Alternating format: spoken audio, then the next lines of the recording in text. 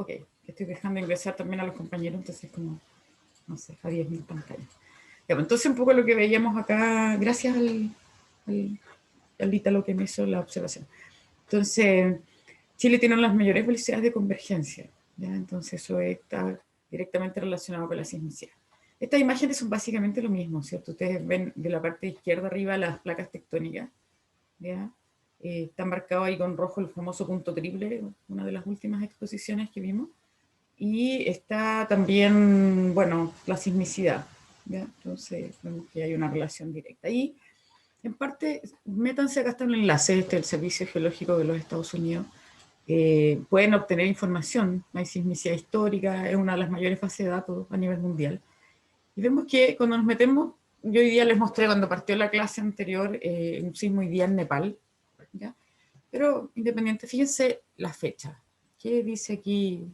¿Qué sería este valor? Dice 7,8, después dice sudeste. Bueno, voy a salir mejor y voy a colocar un sismo actual para que trabajemos con datos actuales.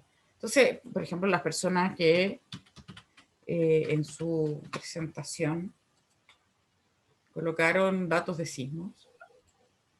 Entonces vamos a ir viendo porque es lo que nos está convoca ahora. Ya si se fijan, no sé, el último sismo hace un ratito atrás, muy bajo, 2,8. No puedo ni pronunciarlo, así que mejor me voy a otro. Uno que sea más fácil. Aquí. Ah, miren. 4,6. ¿Cierto? ¿Qué datos nos está entregando? ¿Quién podría leer lo que dice acá a la izquierda? ¿Qué sería ese M, 4,6? Lo mencionaron, podríamos devolvernos la presentación y ver exactamente qué compañero o compañera. ¿Qué sería el M? ¿El tipo de placa tectónica? ¿Ya? ¿Qué otra opción podría ser? Por ejemplo, hoy día cuando en la mañana... sobre metros bajo el mar. ¿Ya? ¿Qué otra opción podría ser? Mira, acá pinché otro sismo hoy día al lado del... Magnitud. La magnitud, por ahí, súper bien, la magnitud. Entonces, la magnitud, ya vayan anotando, porque estos son los contenidos que vienen enseguida, es el tamaño del sismo, ¿ya? Se fijan que la magnitud da cuenta acá en la página del USGS, ven que la magnitud está relacionada con el tamaño de la esfera.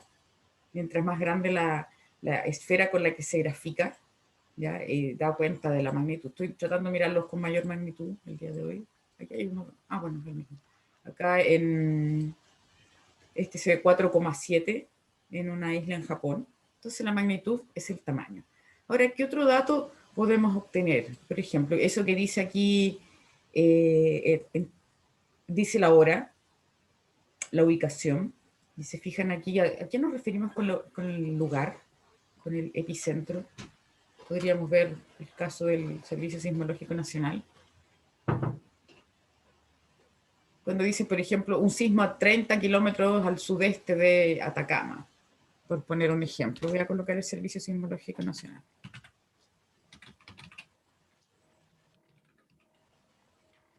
¿Alguien nunca pone atención a las noticias? O no sé.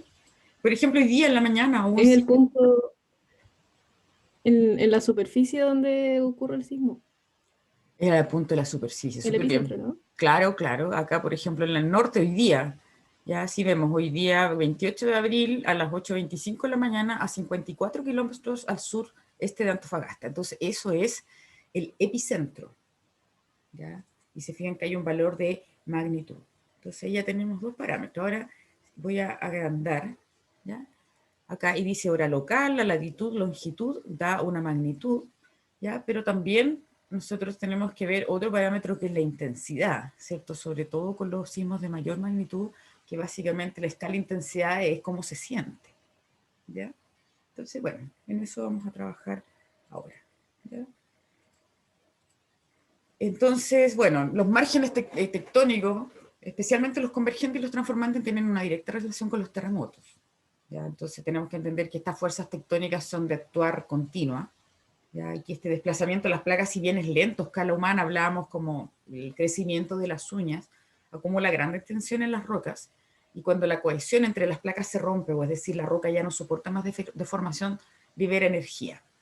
Entonces los terremotos, decíamos, acá por ejemplo el caso de Chile, siempre se grafica La placa, acuérdense que esta placa tiene dorsales y tiene montes, por lo tanto que hay asperezas, zonas de rugosidad, y por lo tanto ¿cómo se llama? El contacto se ve bastante. Hay un audio, parece que se escucha como una vibración.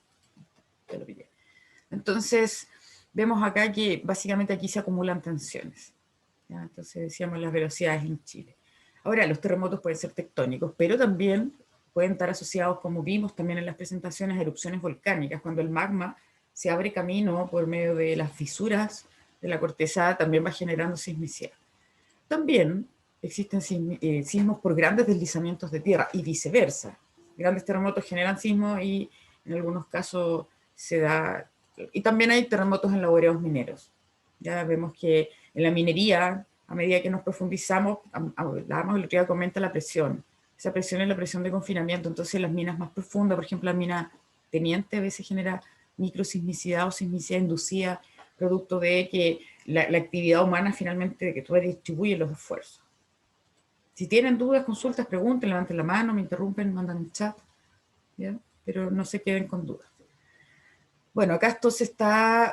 Esta imagen es re importante porque en el fondo estos como asteriscos rojos muestran los lugares donde se podrían generar terremotos.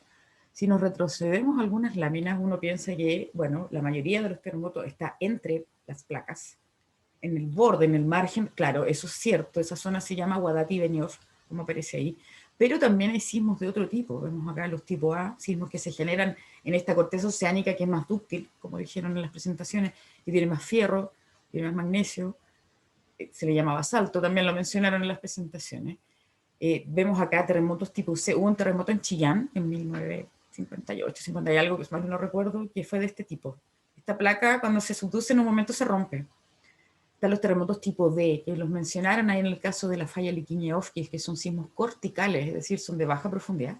Y también acá los sismos E, que son muy profundos. ¿Ya? Entonces, bueno, acá en esta lámina ustedes pueden ver los nombres. Aparece aquí también. Intraplaca, por ejemplo, que están detrás de la fosa, los tipo A. Los tipo B, lo que decía, es los de cabalgamiento. Fíjense, ¿sí? Los de tipo A son los que más producen tsunami. No, en general los tipo B, porque si justo iba a explicar, hay un cabalgamiento, se fijan que hay una flecha, la flecha inferior, la subducción hay una, como que la placa de arriba se monta, entonces eso disloca el fondo oceánico, aparte que son más frecuentes. Ya estos sismos de cabalgamiento, los tipo B, no me voy a retroceder, son más frecuentes. Pero como tú bien decías, o sea, en el fondo el hipocentro y el epicentro tienen que estar cerca del mar para que haya un tsunami. Vamos a verlo en todo caso en unas láminas más adelante. Ya fíjense que hay un nombre ahí, intraplaca o el interplaca, entre placas. Los tipos C es intraplaca, pero de profundidad intermedia, y están los superficiales, que tienen profundidades menores a 20 kilómetros. Entonces, hace un rato atrás me adelanté en esta lámina. Este es un perfil sísmico. Acá se muestran focos sísmicos.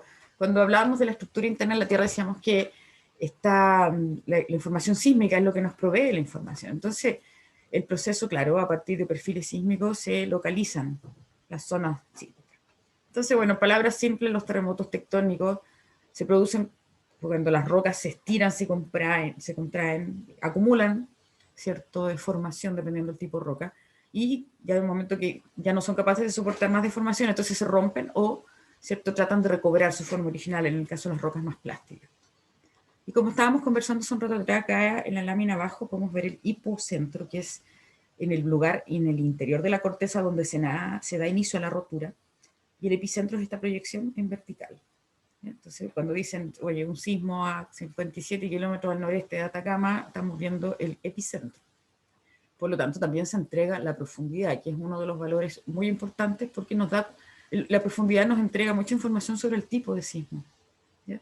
Piensen que los sismos en Brasil, por ejemplo, o en Argentina, después vamos a ver, busquemos en el USGS, hay unos sismos como a 600 kilómetros de profundidad. Si ustedes son acuciosos y acuciosas y buenos estudiantes y buenas estudiantes, como han demostrado, ¿qué hay a los 700 kilómetros de profundidad? ¿Qué tipo de material hay? ¿Se acuerdan? Cuando vimos la estructura interna en la Tierra.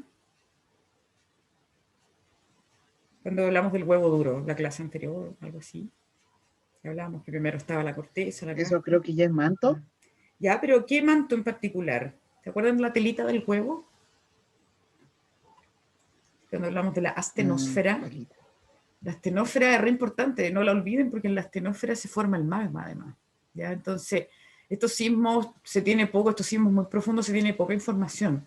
Y de hecho ya cuando ocurre la onda sísmica, la onda viaja por el interior de la Tierra y se va desgastando, se va atenuando. Entonces, por ejemplo, uno mira acá, estos sismos, los muy profundos, en verdad se sienten muy poco en ¿cómo se llama? En superficie. Dígame, no había visto el chat. No, si estaba grabando. Sí, sí estoy. Ah, no, ¿qué me dice? ¿Y cómo mide la profundidad? Ah, súper buena pregunta. Vamos a ir avanzando entonces, ¿ya? Entonces, bueno, hay otro parámetro acá, la distancia epicentral, que es entre el epicentro y la estación de medición. ¿Ya? Entonces, mira, básicamente, muchos citan la escala ¿cierto? La escala de Richter, ya está la escala de Mercalli, se habla hoy día de la magnitud de momentos. Si ustedes se fijan, mira, básicamente hoy día, cuando se habla de la magnitud del sismo, es la magnitud de la rotura. ¿Ya? Entonces está un concepto que es el largo de la zona de ruptura, es decir, el largo de la zona que rompió de la placa. Y el hipocentro es donde se inicia esta rotura. ¿Ya? Antiguamente, vamos a mirar el concepto magnitud. Antiguamente se hablaba de la escala de Richter, pero hoy día se estima la magnitud de momento, porque la escala de Richter fue hecha para terremotos de California, es decir, para márgenes transformantes. Entonces, hoy en día se habla de la magnitud de momento, pero básicamente la magnitud es única. Cada sismo tiene una sola magnitud. Y como veíamos, entonces es el largo de la zona de la ruptura. ¿Cómo lo vemos en un mapa? Si ustedes se fijan acá a la izquierda, a la derecha abajo dice la latitud, ¿ya? Y acá abajo hay fechas desde 1500 al 2000. Entonces, si ustedes se fijan que cada trazo, cada recta con un año es un terremoto y el largo de cada barra básicamente es el tamaño. Y hay otra que está un poco más completa, esta creo que es la última que tengo con un sismo del 2019, podríamos actualizarla. ¿Ya? Pero esta está bastante completa. Fíjense que el terremoto del 60 ¿Profe? de Valdivia, ¿sí? ¿Podría volver a repetir cómo se lee esto de las barras? ¿Qué Aquí, significa mira. el largo? Mira, fíjate que acá a la derecha en este caso está la latitud. ¿Te fijas que está dibujado Chile? ¿Ya? Acá está la península de Taitao que nos hablaban recién. Entonces, si te fijas, y acá abajo hay edad. Entonces, cada segmento con su año es un terremoto. Entonces, por ejemplo, el del 60 sigue siendo el más grande registrado históricamente a nivel mundial. El sismo más grande registrado, con magnitud 9, no sé, no me acuerdo, 2 creo. Entonces, te fijas que y acá se muestra desde dónde hasta dónde rompió la placa. Por ejemplo, el del 2010, que la mayoría de ustedes lo vivió, se acuerda, ¿cierto? De acuerdo a la pregunta del diagnóstico. Yo creo que no sé, un 60-70% vivieron este sismo. Se sintió desde Valparaíso hasta Concepción. Se fijan acá está. Fue un terremoto muy grande. Abarcó varias regiones. Ya vemos acá el del 85, Santiago. Entonces, acá esta información está hasta el 2011. Entonces, cuando se habla de predicción sísmica, les voy a mostrar justo fue una charla que hubo ayer, que la organizó entre la UDECONS y la Universidad Austral, que un poco aborda esto. Si ustedes se fijan, ¿por qué en algún momento se esperaba un sismo en el norte? Y habían planes de evacuación, me imagino los compañeros que viven por allá podrían dar fe que habían como habían estos simulacros de tsunami. Bueno, porque las placas se mueven en actuar continuo. Entonces, cuando hay una zona, y fíjense acá, que no ha roto en mucho tiempo, se supone que hay energía acumulada y las placas se están tensionando, entonces se espera un sismo. Entonces, después de que ocurrió el del 2010, aparecieron unos papers, unas publicaciones científicas que en el fondo hablaban que desde 1928 no rompía frente a Concepción. Entonces, bueno, se empezaron a preparar y se instalan sismómetros, sismógrafos, como les digo, se prepara la población, se hacen planes de evacuación. Y después, bueno, acá hubo uno del 2014, hubo acá el 2015, entonces la lógica es un poco esa. Después ya en la zona central, La Serena, se esperaba un sismo, hubo uno 2010. Entonces, básicamente así. Ahora, en términos de predicción sísmica, voy a dejar de compartir pantalla aprovechando que preguntaron. A ver, déjenme buscarla. La tengo en un enlace en otra curso, en otra universidad, se los voy a mostrar. Ya es un poco tarde, pero bueno, básicamente hay trabajos al respecto. Si se fijan, ahí. Bueno, esto es de la Facultad de Ciencias de la Universidad Austral, y acá dice, dime ¿dónde y cuándo se moverá la Tierra? Entonces son las preguntas que se abordó en una charla que fue ayer, ¿cierto? Por el doctor Marcos Moreno de la UB Conce, ¿ya? Y aquí la lámina. Entonces básicamente aborda esto, lo que es el monitoreo, ya con GPS hoy día de alta resolución, que permiten un poco tratar de entender cómo se mueven las placas. Entonces acá era un poco la idea. Creo que está el enlace, yo me comenté y creo que lo podemos buscar, por si a alguien le interesa se lo puedo hacer llegar. ¿Dudas hasta ahí? ¿Consultas? ¿Comentarios? ¿No? ¿Nada? Voy a seguir. Ya, bueno, a diferencia de la... Hay una duda en el chat. Ah, ya, espérate, no la veo. Claro, lo de MI, MW, hay una estimación, tú pones, lo que pasa es que el determinar la magnitud, el tamaño, en el fondo, se hace a través de informes de intensidades, se triangula a partir de estaciones. Las estaciones reciben ondas, como acá está la imagen debajo, de distintos lados. Entonces ya con 3 estaciones pueden localizar el evento, intersectan en el fondo las ondas que reciben. Vamos a llegar a eso, ¿no? Enseguida. Entonces, básicamente, como los términos que aparecen ahí son la inicial. Una es la magnitud de momento, la otro Richter, y el otro es cuando se van acercando. Ya tienen, de hecho, a veces hay diferencias entre la página del Servicio Sismológico Nacional y el de Estados Unidos, entonces, eso. Más dudas, más consultas. Si no, les muestro aquí la intensidad.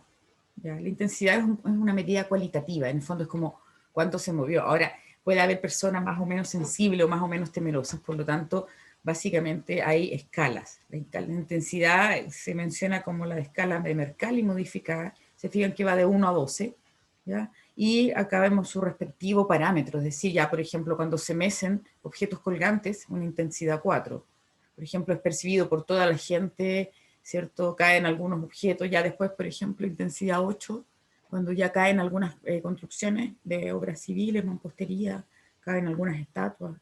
Dicen que Valdivia, en 1960, el otro día en una presentación de otro curso, como eran menos personas, pudieron presentar de distintos casos y creo que se sintió intensidad 12 en algunos sectores. Además del tsunami asociado y además de después un evento que se generó un represamiento en el río Reñihue. Entonces, bueno, esto es de un curso de la Universidad de Chile, un profesor de Ingeniería Civil. Si ustedes se fijan, aquí está la escala de intensidades con dibujos. Entonces, como le decía ya, por ejemplo, intensidad 7, intensidad 6, se caen cosas, objetos. Bueno, ahora, ¿qué pasa? Durante el terremoto se generaron ondas sísmicas en distintas direcciones, y lo que nosotros sentimos es la manifestación en superficie.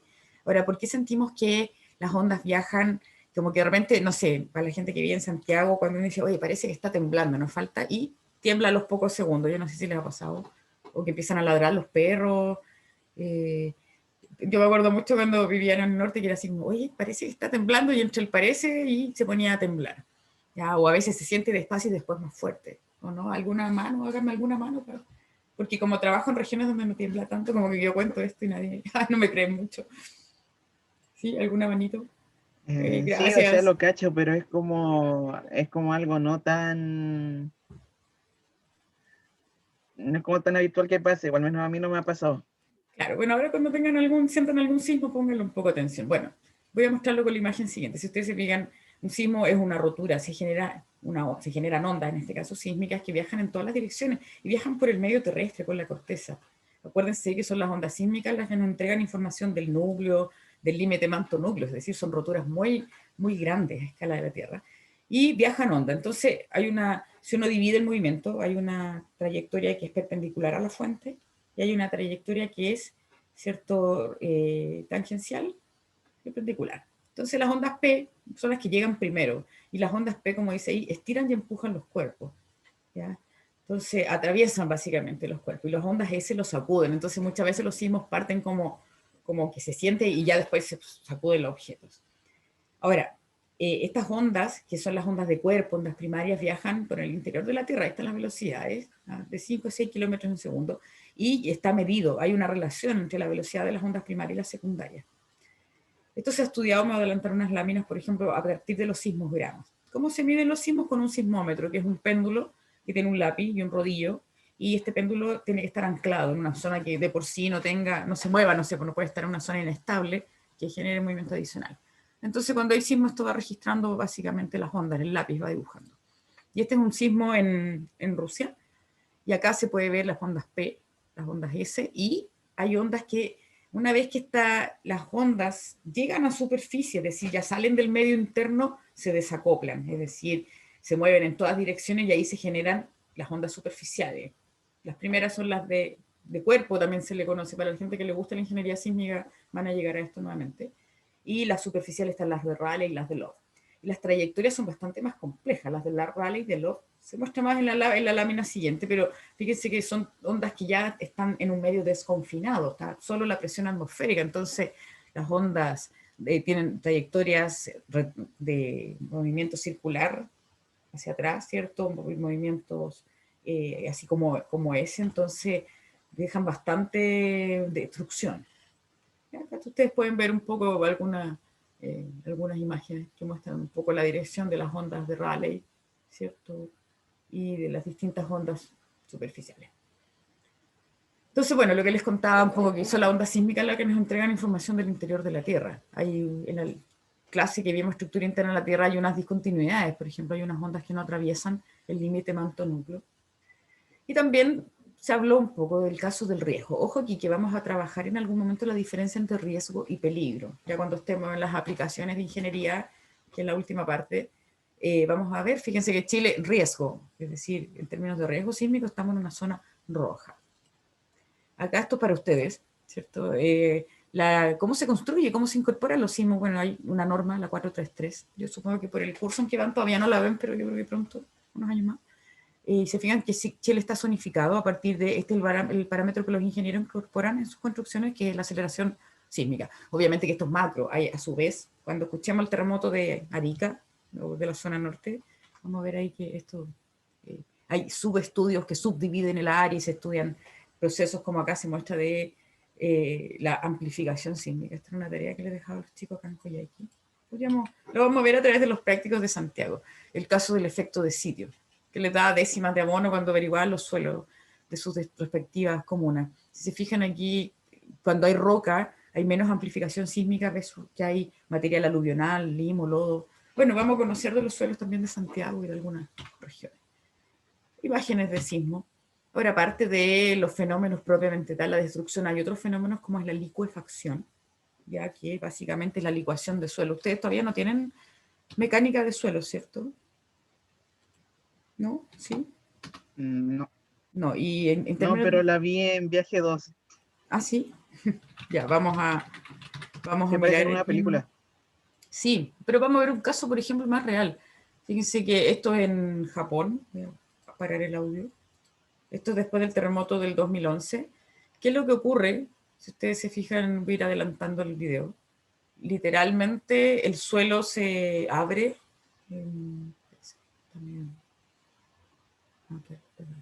Claro, el suelo se licúa. No se dan todos los suelos, hay suelos que son potencialmente licuables, lo van a ver seguro en unos semestres más adelante. Básicamente se separa, ante la agitación sísmica, se separa la fase sólida de la fase líquida y la fase líquida es expulsada. Por lo tanto, el suelo básicamente cambia de volumen. Si ustedes se fijan, es como que el suelo se moviera. Y está descrito en las crónicas de los españoles que la tierra se abre y sale desde el interior un barro con mal olor, qué sé yo. Se fijan, esta es la licuación de suelo. Bueno, a partir del terremoto del 2010, que la mayoría lo vivió, estaban chicos, chicas, pero lo vivieron, cambió la norma de suelo, cambió la norma de riesgo. Vamos a llegar a eso cuando estemos haciendo aplicaciones, súper entretenido. Acá un poco lo que nos contaron los compañeros y compañeras de la zona del punto triple. Fíjense que aquí están las 3 placas y está la zona de falla de Liquiñevsky. No es la única, está la falla San Ramón, nos van a contar en unos días más, la próxima semana, de hecho, los chicos y chicas de la falla San Ramón nos van a hablar de la falla Marga Marga. Yo hice una tesis de un posgrado en la falla Marga Marga, así que si quieren material me lo piden, tengo harto. Y bueno, ahí dice tsunami. Ya es la palabra internacionalizada, los japoneses la escriben así, pero no, la internalización es ola de bahía. ¿Ya? Hay unos links, pero se los voy a mostrar, como algunos enlaces, ya algo nos hablaron hace un rato atrás respecto a algunos sismos, algunos tsunamis. Por ejemplo, bueno, el del fiordo Aysén comentaron en las presentaciones, también el de Sumatra 2004. ¿Ya? Les voy a mostrar aquí básicamente cómo se genera la ola de tsunami. No sé qué estoy compartiendo. Ahora sí. Me falló la...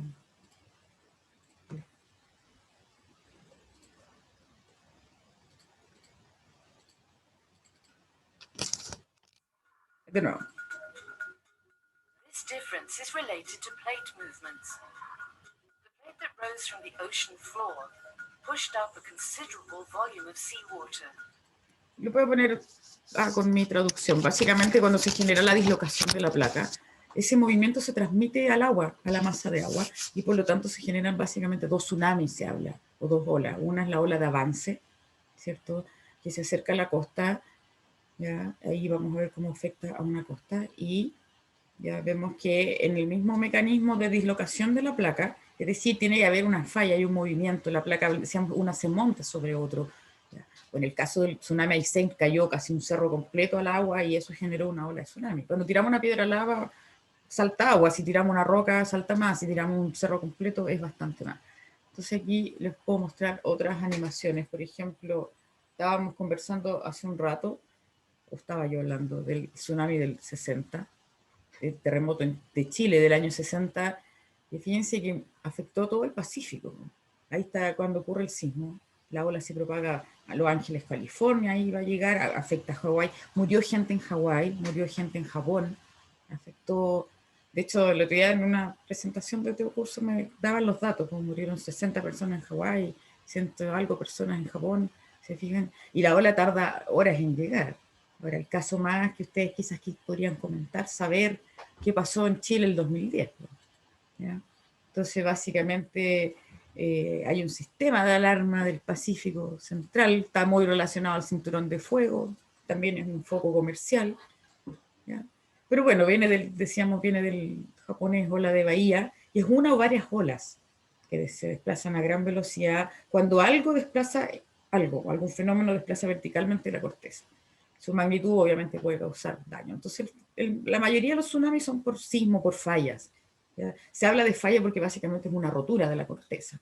Vamos a volver a esto en geología estructural. También puede ser, como decíamos, el del 2007. Ojo que ahí es un caso bien curioso porque la zona del fiordo de Aysén es muy poco poblada. ¿Ya? Básicamente plataformas pesqueras. Y curiosamente el alcalde ese día estaba inaugurando, no sé, creo que un sistema de comunicación, entonces andaban los periodistas con él. Y captaron el momento preciso cuando las masas de tierra cayeron al agua. O sea, acá no hay Photoshop y tampoco hubo más víctimas porque es una zona poco poblada. Bueno, también por derrumbes costeros. ¿Ya? Hay eventos, sobre todo a veces asociados a capas de gas metano que desestabilizan los taludes. Digamos. También las erupciones volcánicas y los meteoritos pueden generar una alteración en los fondos. Entonces, como se muestra acá, ya una placa se desliza, hay una falla inversa, hay un movimiento que se transmite al agua y esto genera una secuencia de olas. Esto es básicamente lo que mostraba el video recién, o sea, puede haber un engullimiento y posterior convección, o básicamente puede haber un alzamiento y posterior caída. Entonces, no es que siempre el mar retroceda, puede avanzar directamente, puede retroceder. Y acá está explicado lo mismo, ¿cierto? Una dislocación de la corteza, se transmite este movimiento al fondo marino, estas masas de agua generan ondas de largo periodo y llegan a las costas. ¿Cómo llegan? Bueno, depende mucho de la forma de la costa, la distancia, el sismo, el epicentro, el hipocentro, y también de cómo es la costa. Se hablaba mucho para el del 2010 que, bueno, toda la zona de Constitución, el agua entró por los ríos, básicamente. Y cuando la costa tiene una pendiente mayor, la ola revienta. Y acá esto es de un curso de la Universidad Católica, se dice, no hay un mecanismo exacto que diga, oye, este terremoto genera sí o sí tsunami, pero sí se tiene que estar relacionado con la magnitud, con la profundidad y con la cantidad de energía liberada. Y como hablábamos recién, bueno, hay sistemas de medición. Una vez ocurrió el sismo, los maremotos, tsunamis se pueden predecir, hay sistemas de alerta, hay un sistema de alerta del Pacífico, hay una administración de Estados Unidos, ¿cierto? Hay satélites, hay mareógrafos, es decir, estos aparatos que están como anclados al fondo del mar. Entonces, cuando ocurre el sismo, se rompe y, bueno, emite una alerta. Y hay un proceso, hay procedimientos y procesos de alerta. Está el CHOA, que es el Servicio Hidrográfico Oceanográfico de la Armada. ¿Ya? Y, bueno, se transmite la información. Eso básicamente. ¿Dudas, consultas, algún comentario? ¿Alguien quiere contar alguna historia por el chat? Ah, mira, ahí Gabriel nos dice, ¿Profe? espérate, dame un segundito, dice, claro, que acá en Santiago pasaba como que siempre hay un ruido. Bueno, yo tengo un amigo sismólogo que estudió los terremotos de Chile Central y decía que la mayoría ocurre en la zona de Guatati y Peñaflor y por el largo son como 8 segundos más o menos, cuando, entre la primera onda y la segunda. Entonces yo recuerdo que cuando yo ya hacía el ejercicio de cuando sentía el temblor empezaba a contar y a ver si me levantaba o no. Ahí. Bueno, si hay algún temblor, me cuentan, tomen el dato y cuenten los segundos entre la primera y segunda onda. Eh, y bueno, podemos hablar harto de cultura sísmica, pero tratemos de hacerlo quizás con las presentaciones la próxima semana. Entonces, ojo que los que les toca de sismos tienen que, o tsunami, hablar la otra semana. Vamos a ver al tiro cosas de volcanismo. Quiero saber si tienen alguna duda. ¿Alguien me quería decir algo? No, quería hacerle una pregunta así medio geek. ¿Usted vio Battleship? No, no creo que no. ¿Qué es una película? Bueno, básicamente, sí, una película, creo Ah, que de 2012. pero pon Bueno, el, el no sé, punto es el que los nombre aliens ahí. que llegan, eh, em, los aliens llegan y eliminan los radares, y entonces llega un japonés que le dice al americano, oye, vete a los datos de la Marina con los detectores de tsunami, con eso rastrea a los tipos. Y entonces ahí explicaba que funcionaban mediante boyas que enviaban señales dependiendo de cómo las golpeaba el oleaje. El oleaje, ¿Eso claro. de verdad funciona así? Claro, más o menos de verdad funciona así. Mira, de lo que yo tuve en algún momento hice clases a personas del CHOA, que trabajaban en el CHOA. Hicimos un magíster en oceanografía.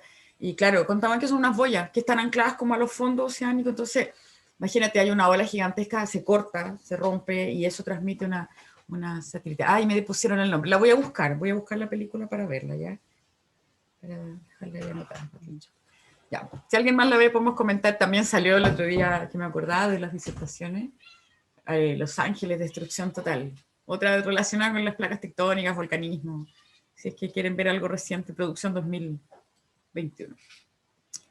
Bien, esto también está ya disponible. Vamos a hablar de magmatismo y volcanismo. ¿Ya? Ah, Francesca, coméntame nomás, te escuchamos. Profe, con la tecnología que había en el 60 o sea, ¿se puede confiar en los datos del terremoto, o sea, la intensidad y todo eso?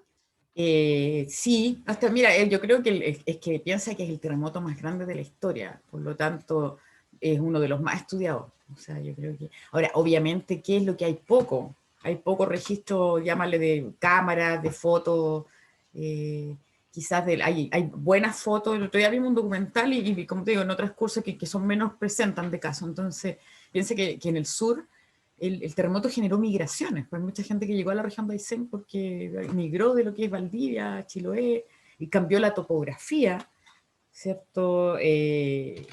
Cambió la topografía del paisaje.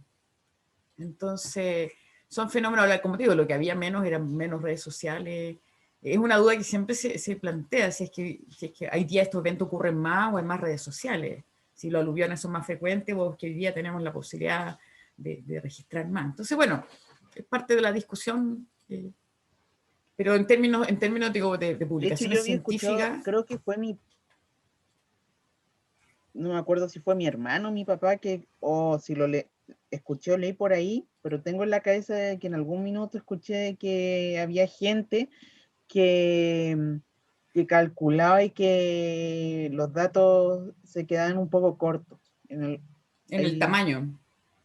que algunos estipulan que se quedan un poco cortos, sí. Claro. Ahora, cuenten, vamos a Después de pasar más. ahora a los volcanes. Yo sé que el tema da para mucho, pero piensen que esto teníamos registro histórico acá en distintos lugares a partir de distintos eventos. Imagínense cuando no existía el hombre o el hombre no registraba sus eventos. A lo mejor hubo, por ejemplo, de los tsunamis, hay personas que estudian los paleotsunamis.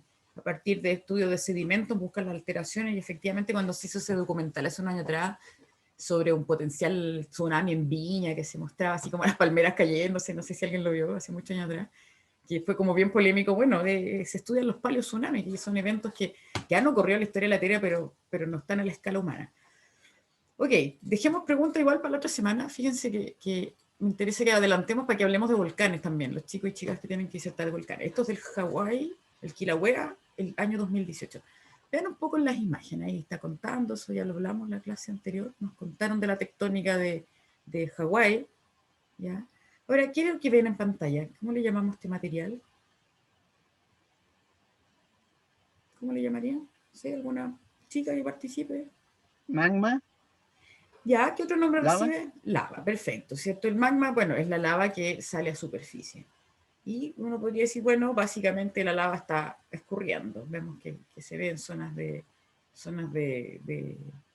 ¿cierto? De ebullición, vemos gases, pero uno podría decir, bueno, también hay tomas bastante cercanas, ¿ya? Y la lava se endurece, vemos que es de un color bastante oscuro. Esto todo está relacionado porque piensen que estamos hablando de la corteza oceánica, la corteza continental, la composición de los magmas. ¿Ya? No, no es el mejor video, pero es importante si ustedes se fijan, ¿a qué distancia está el camarógrafo en los segundos anteriores? Ahí, por ejemplo, ¿a qué distancia está el camarógrafo? Yo diría que relativamente cerca. Ahí debe unos 20, Unos 20 unos 20 metros, metros. 50 metros, claro, estamos de acuerdo, más o menos 50, 20 metros. ¿Ya? Y acá hay una imagen bien curiosa, ¿cierto? Porque uno, básicamente la lava fluye, está en cámara rápida, y va, esto va avanzando, se va endureciendo, es de color negro. Esto fue el año 2018 en Hawái. Y aquí les voy a mostrar, esto fue el año mismo 2018, el volcán Fuego en Guatemala. Si ustedes se fijan, voy a partir un poquito más atrás, la gente no está precisamente acercándose, sino que va corriendo, ¿ya? Y se ve de fondo una nube ahí, un material bastante más explosivo, ¿sí? ¿Están de acuerdo conmigo, no? Esto un poco más adelante se ve, vemos que hay una nube gigantesca de ceniza, ¿ya? Qué curioso, es distinto el proceso de Hawái. Vemos que acá hay mayor ceniza volcánica, ¿cierto? Miramos que la gente estaba básicamente huyendo. No se ve, acá los camarógrafos están, les puedo asegurar que están bastante más lejos que 50 metros del área, de hecho se ve que la gente está evacuando. Entonces, bueno, básicamente ya también quería contarles de esto y vamos a conocer casos chilenos, el monitoreo de los volcanes. A diferencia de los sismos, los volcanes sí se pueden predecir. Entonces vamos a trabajar un poquito de eso antes que termine la clase. Si no, tienen de tarea que revisen los apuntes. Entonces, bueno, el volcanismo, estamos dentro de los procesos endógenos internos, ¿ya? Entonces el volcanismo puede salir de manera tranquila o de manera explosiva. Y obviamente hay una relación directa entre la tectónica de placas. Nosotros estuvimos hablando que habían dos tipos de corteza, ¿se acuerdan? Cuando hablamos de la estructura interna de la Tierra, decíamos que hay una corteza continental, una corteza oceánica, que existe movimiento, las placas se separan o se subduce, y bueno, ya empezamos a ver que en el sectores donde se separa se introduce magma. También en la zona donde se subduce se genera magma. Entonces estamos en estos procesos de altas presiones, temperatura, básicamente la Tierra está liberando calor mediante radiación, convección, y vamos a trabajar esta semana. Bueno, por eso están las disertaciones de las capillas, de las rocas de algunos cerros. Vuelvo a decir que estudien harto de estas láminas porque un poco resumen todo lo que vamos a ver. Placa oceánica, fíjense, y las rocas están dobladas. Ahí inmediatamente metamorfismo, la fosa, arcos volcánicos continentales, las cordilleras en medio de los océanos, un volcán escudo como Hawái. Y veíamos, ¿cierto?, estos procesos. Esto ya es como un poco se repite, porque yo eso coloco solamente la lámina porque básicamente lo vimos en la presentación anterior. Entonces, bueno, el magmatismo es el estudio de los magmas. Y el magma es una masa de roca fundida, o parcialmente fundida, que se genera en regiones profundas del planeta. Y en particular, como dice ahí, el volcanismo es un tipo de magmatismo que llega a superficie. Ahora, cuando el magma se enfría, da origen a rocas ígneas por un proceso llamado cristalización.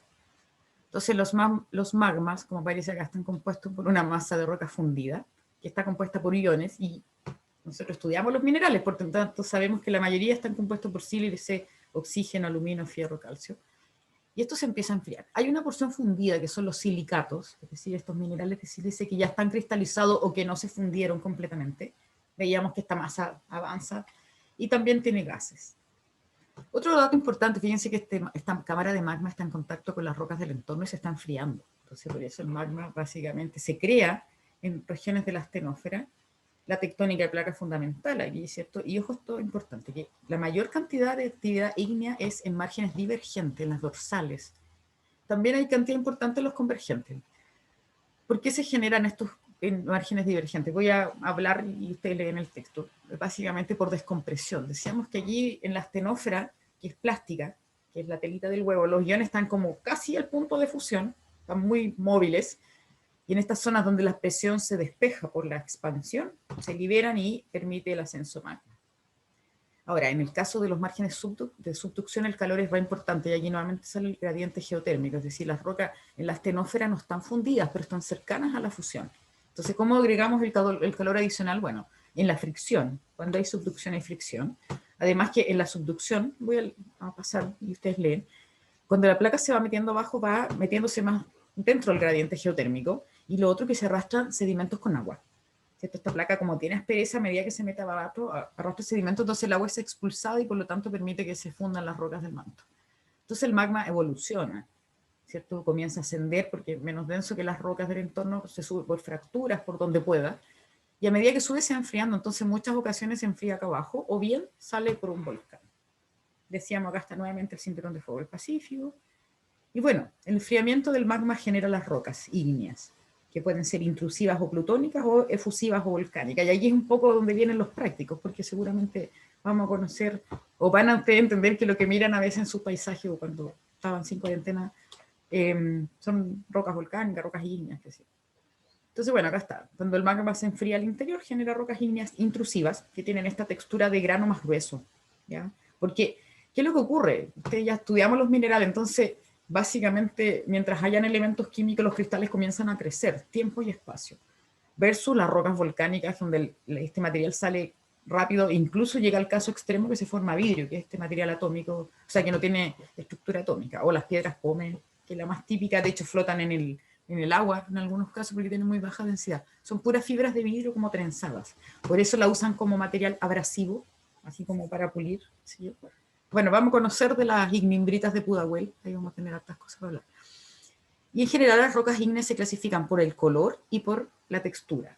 Entonces, acá un dato importante que dieron en las disertaciones, rocas oscuras que vienen de magmas ricos en fierro, magnesio, se les llama basálticos, mientras que los silicios, o los ricos en sílice y aluminio, se les llama ácidos silicios.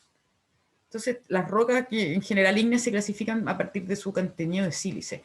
No es que no tengan sílice, las ultra básicas, las básicas tienen, pero menos sílice. Entonces, es importante que cuando se estudian las rocas da cuenta de no solamente influye en el volcanismo, sino que en el comportamiento de las rocas. Entonces, bueno, el magma sube a través de la corteza y se empieza a endurecer, a cristalizar, ¿ya? Y aquí, bueno, entonces cada mineral tiene un punto determinado de fusión. Dígame. ¿Quién define esos márgenes de categorización? Bueno, hay muchos estudios geológicos, pues mira, lo vamos a ver un poco más adelante. Acá, si te fijas ahí. No, me refiero a los que decían Mira, números, ya, para esta, ya, así es de 65 para arriba. estos son, vamos a ver, es por el contenido de minerales, por el tipo de minerales que tiene. Ustedes ya el otro día se acuerdan Sí, sí, entiendo, pero ¿quién fue el que puso estos márgenes? Mira, yo creo que entre Bowen y Dana deben haber sido los primeros mineralogistas que existieron. Por ejemplo, Bowen, que es un poco esto mismo, definió, lo que pasa es que piensa que cada mineral, el otro día disertaron de las plagioclasas, disertaron del cuarzo, mencionaron, qué sé yo, las arcillas. Cada mineral, que aquí, eso es como, ves en huevitos de pescado, son la estructura tetraédrica. Entonces, cada mineral, acuérdate, tiene un punto de cristalización y un punto de fusión. Entonces tú tienes, por ejemplo, los rangos los definen los tipos minerales. Por ejemplo, las rocas basálticas tienen plagioclasas, tienen piroxenos, que es otro silicato, pero por ejemplo no tienen cuarzo.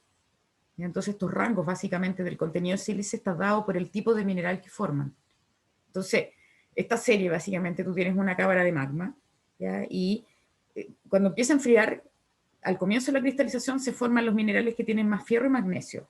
¿Ya? Lo vamos a ver en una lámina un pelito más adelante acá, ¿cierto? Piensa que desde los 1200 grados se empieza a cristalizar la cámara magmática, ¿ya?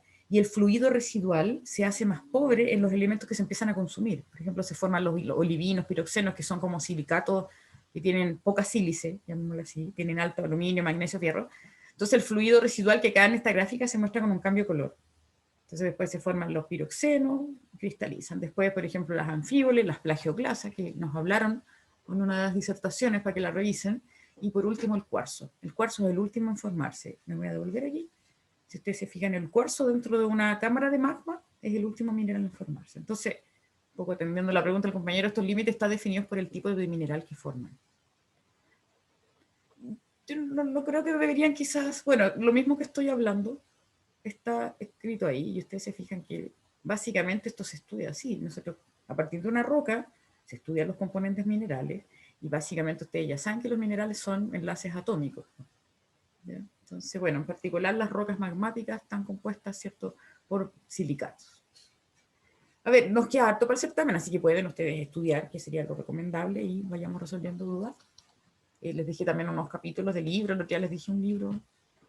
Bueno, entonces decíamos, durante la cristalización, la composición del magma va cambiando continuamente y, bueno, va generando que este fundido vaya cambiando de composición. Entonces, estos son ejemplos de rocas ígneas. Vemos que las texturas y la composición es muy variable, depende del tipo magma y del tamaño y tiempo que tuvo para enfriarse.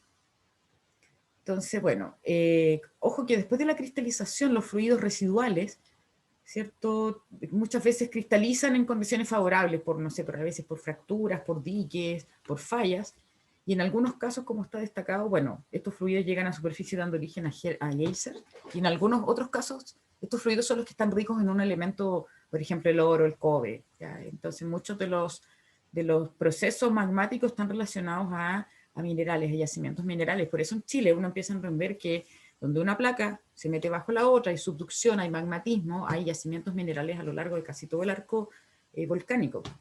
Entonces, por algo Chile también no tiene rocas tan antiguas, a diferencia de Australia, Brasil, África, que tienen diamantes, que son rocas que han estado millones de años ahí aparicionándose. En caso de Chile tenemos muchas rocas volcánicas. Bueno, a veces se dan casos importantes, como que se mezclan las cámaras de magma, porque el magma siempre se está generando. Entonces, bueno, a veces se genera una mezcla de magmas.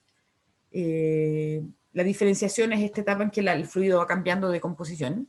Ahí está la descripción, la mezcla de magmas, la diferenciación magmática. ¿Ya? Y esto se ve en superficie. Acuérdense que estas rocas las vemos en superficie. Esto es cerca de Santo Domingo y hay un afloramiento con mezcla de magmas. Entonces son dos cuerpos intrusivos y las otras manchas son...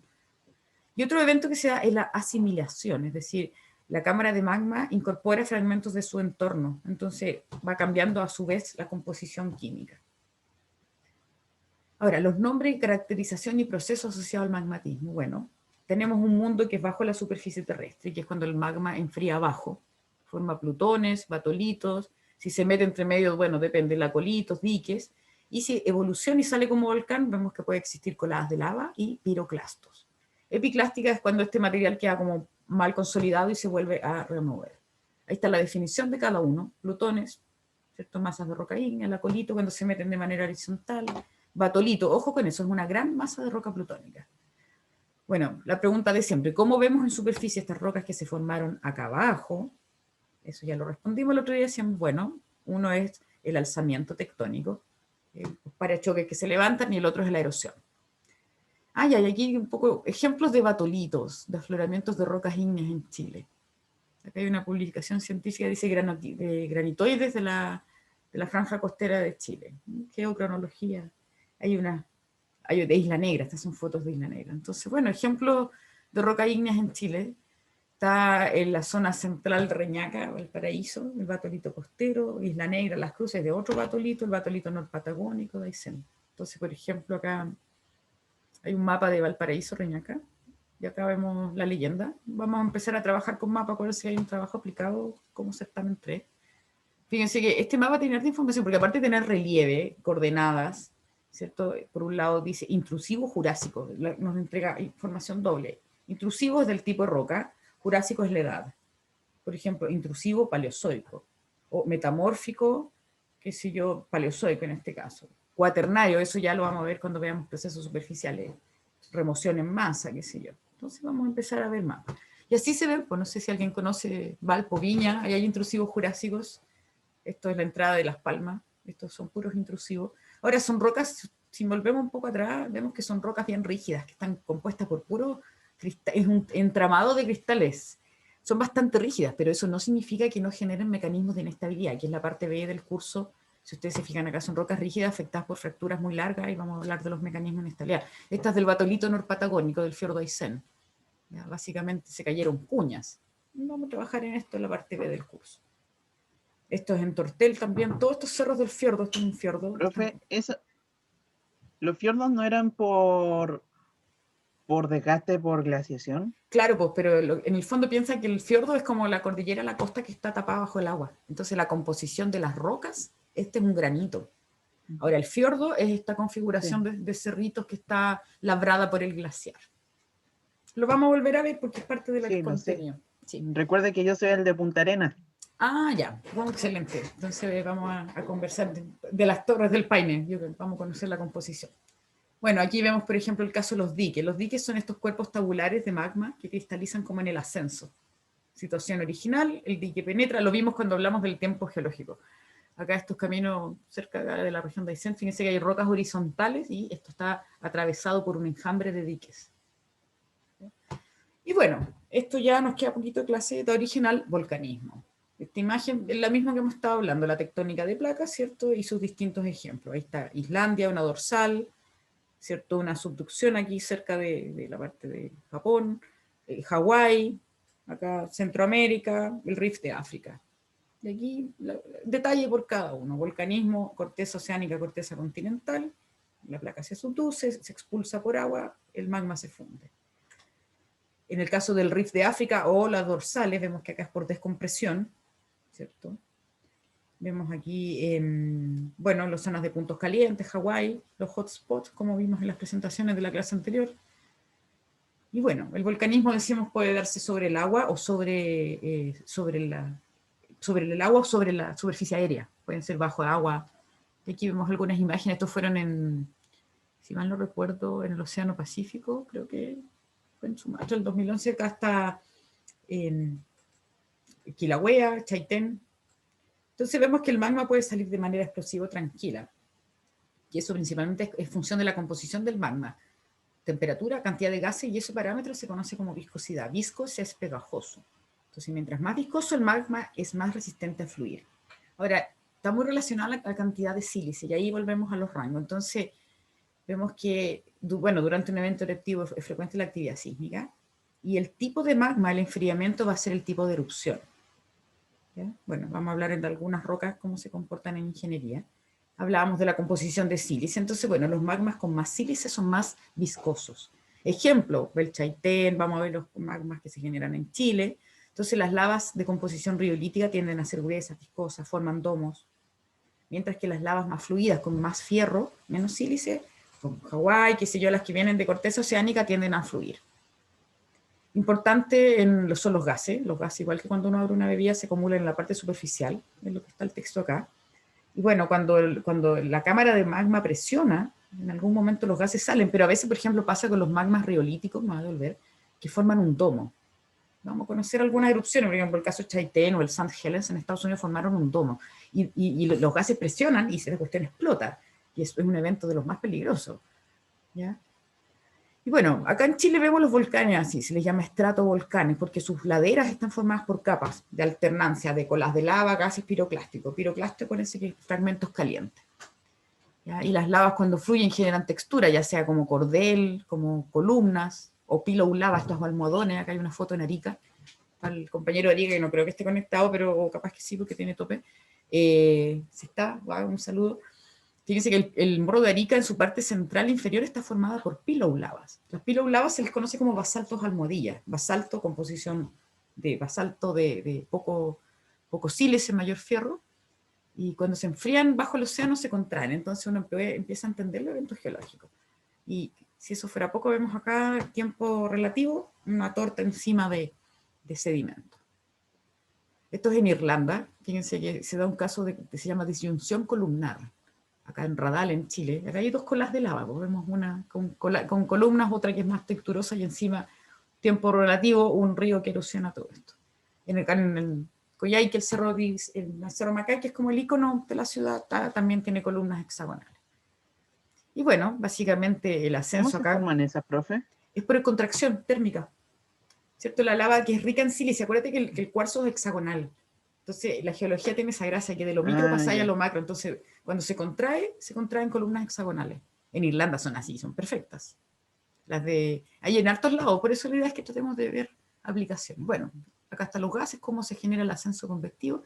Y esta lámina, chicas, chicos, es fundamental para que estudien, porque aparece todos los procesos volcánicos. Fíjense que está contenido sílice, la clasificación entre basalto, andesita, riolita, dacita, el magma, la grieta, agua subterránea, flujo piroclástico, bombas, bloques, ceniza, nube eruptiva, lluvia ácida, flujo piroclástico, lahar, bombas, domo, etc.